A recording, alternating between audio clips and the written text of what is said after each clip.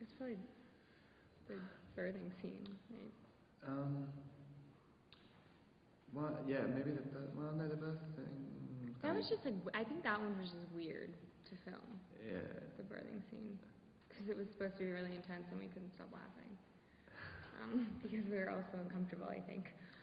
Yeah, maybe the first sex scene as well was that was probably quite hard, because everyone was freaking out about it. I mean, there was like 20 people just going like, "No, that's not how Edward would thrust." like I don't know. It was like one of the most. It was crazy. There were so many people who had an opinion on it. You know, you had like awful. Exactly. You had the studio chief came in. He's like, "Just let me borrow Kristen for a second. Like, I'll show you. I'll give you a demonstration." That didn't happen. Wow. How did Kristen react to that? That didn't happen at all.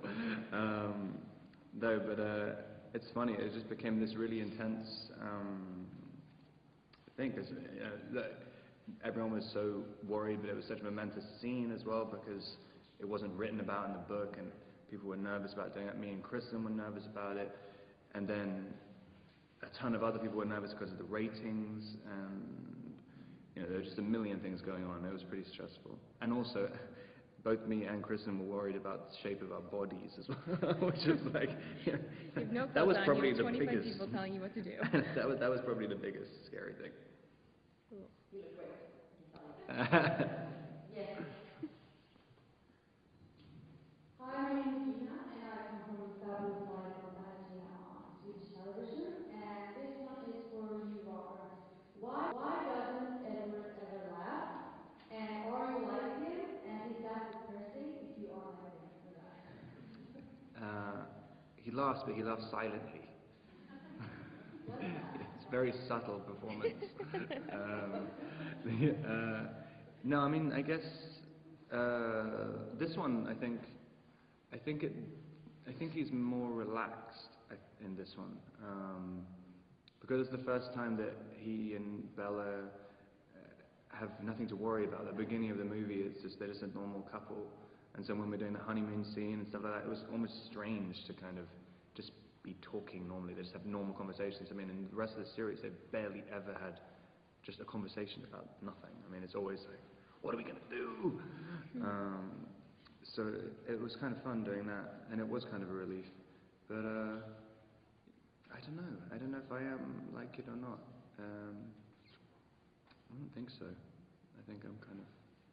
I don't think I'm that serious. But you laugh here, so that's a good sign. Nervous laughter. Afterwards, I'm going to be in deep depression as soon as I leave this room. I'll give you some clothes. Yes.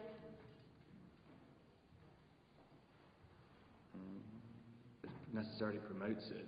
In fact, I think it's almost, the whole series almost begs you to break those rules. I mean, it's created an entire,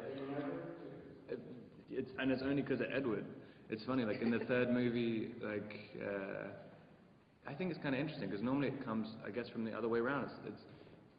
Well, I don't know, I mean, maybe I'm completely generalizing, but it seems that traditionally the girl is the one who's like scared to lose her virginity, and guys are just like, yeah, anything.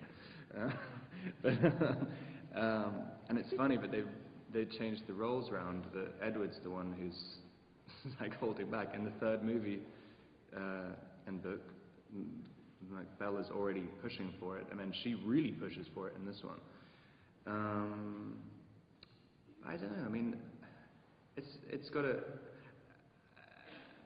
I mean, I've never been able to relate to that fear of sexuality or anything. I mean, it's funny that the first three movies present this view of sexuality that it's something terrifying, but it's such a big deal, blah blah blah.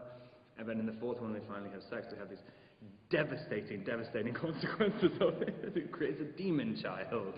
I mean, it's like, I don't really know what it's trying to say. It's like, never ever have sex with anyone ever. Like, I mean, like, but yeah. I mean, it's funny for a thing which some people have asked me through the years. So how do you feel about it promoting abstinence? It's like, well, I guess by promoting, if it is promoting abstinence. it's created an entire generation of young girls who are desperate to watch people have sex. It's just kind of it's created the opposite result. I think, anyway. Even at least in their imaginations. What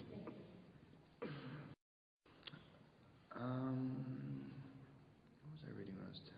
I used to read like Lord of the Rings and stuff. I was kind of fairly dorky.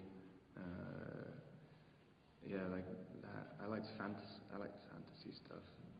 But there was a series called Beaver Towers, which I really liked. I might have been about 5 when I read that. Actually. I don't know. Yeah, probably sort of fantasy stuff. I like Wilbur Smith, like Northern Lights and stuff like that. Who wrote those books? I've forgotten. It's terrible. Philip something. I think. Am I just mumbling and not saying anything? I have no idea. Yeah, probably things like Tolkien and stuff like that. I didn't read. Thank you so much.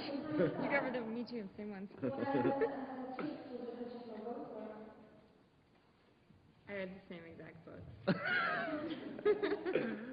Cosmo. Yeah, right. My parents said you were not.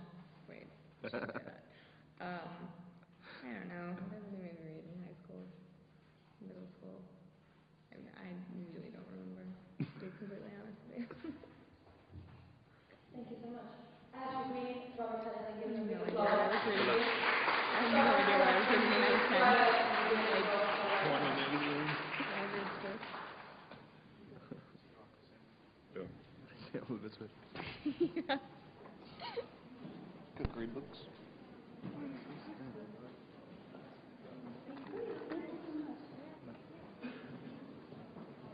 Thanks a lot. Okay.